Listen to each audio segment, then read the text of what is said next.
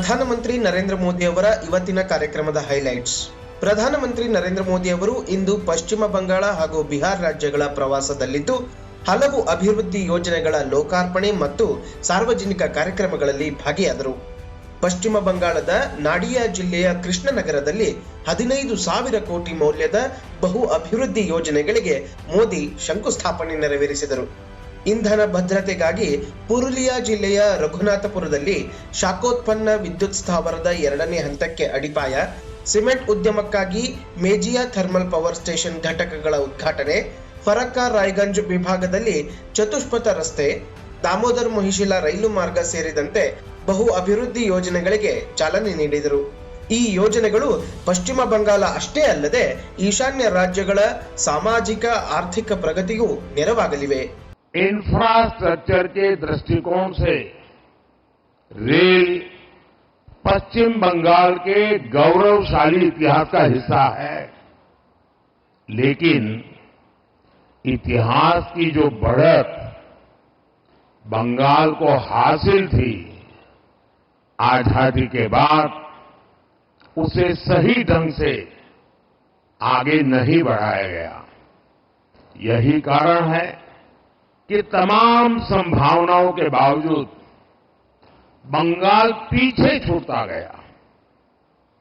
पिछले 10 वर्षों में हमने उस खाई को पाटने के लिए यहां के रेल इंफ्रास्ट्रक्चर पर बहुत जोर दिया है. ಈ ಕಾರ್ಯಕ್ರಮದ ನಂತರ ಕೃಷ್ಣನಗರದಲ್ಲೇ ಭಾರತೀಯ ಜನತಾ ಪಕ್ಷ ಆಯೋಜಿಸಿದ್ದ ರ್ಯಾಲಿಯಲ್ಲಿ ಭಾಗವಹಿಸಿ ಸಾರ್ವಜನಿಕರನ್ನು ಉದ್ದೇಶಿಸಿ ಮಾತನಾಡಿದ ಪ್ರಧಾನಿ ಮೋದಿ ಬಿಜೆಪಿ ಕೇಂದ್ರ ಸರ್ಕಾರದ ಸಾಧನೆಗಳು ಹಾಗೂ ಪಶ್ಚಿಮ ಬಂಗಾಳದ ಟಿಎಂಸಿ ಸರ್ಕಾರದ ವೈಫಲ್ಯಗಳನ್ನು ಎತ್ತಿ ಹಿಡಿದರು. ये टीएमसी सरकार हर स्कीम को स्कैम में बदल देती है.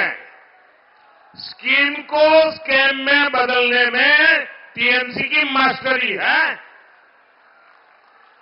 भाजपा की केंद्र सरकार पश्चिम बंगाल के 6 करोड़ मेरे भाई बहनों को मुफ्त राशन दे रही है. आने वाले 5 वर्ष तक ये योजना चलती रहेगी. ये मोदी की गारंटी है.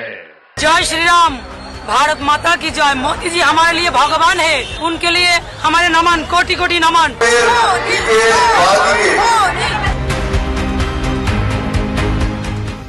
ಪಶ್ಚಿಮ ಬಂಗಾಳದ ನಂತರ ಬಿಹಾರಕ್ಕೆ ತೆರಳಿದ ಪ್ರಧಾನಿ ಮೋದಿ ಔರಂಗಾಬಾದ್ನಲ್ಲಿ 21,400 ಕೋಟಿ ಹಾಗೂ ಬಿಗುಸರಾಯ್ನಲ್ಲಿ 1.48 ಲಕ್ಷ ಕೋಟಿ ಮೌಲ್ಯದ ತೈಲ ಹಾಗೂ ಗ್ಯಾಸ್ ಕ್ಷೇತ್ರ, ನಮಾಮಿ ಗಂಗೆ ಯೋಜನೆ, 4 ಹೊಸ ರೈಲು ಸಂಚಾರಕ್ಕೆ ಚಾಲನೆ, ಪಟ್ನಾದಲ್ಲಿ ಷಟ್ಪಥ ಸೇತುವೆ, ಭಾರತ ಪಶುಧನ ಡಿಜಿಟಲ್ ಡಾಟಾಬೇಸ್ ಹೀಗೆ ಬಹು ಅಭಿವೃದ್ಧಿ ಯೋಜನೆಗಳಿಗೆ ಶಂಕುಸ್ಥಾಪನೆ, ಶಿಲಾನ್ಯಾಸ ನೆರವೇರಿಸಿದರು.